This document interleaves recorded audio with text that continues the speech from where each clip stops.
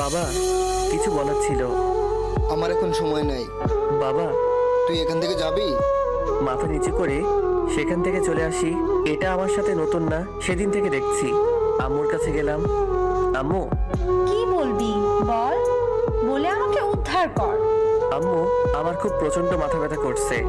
তোর এসব ফালতু নাটক দেখার সময় আমার কাছে নাই। নাদিয়াকে স্কুলের জন্য রেডি করতে হবে। আম্মু, আমি ওকে আজ দিয়ে আসি।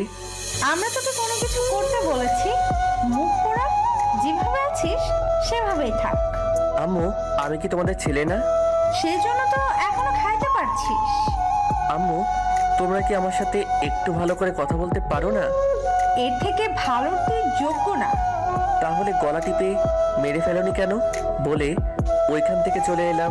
মানুষ ভুল করে, কিন্তু সেই ভুলের প্রতিদান যে কাউকে এভাবে দিতে হয় আমি জানতাম না তখন। সেই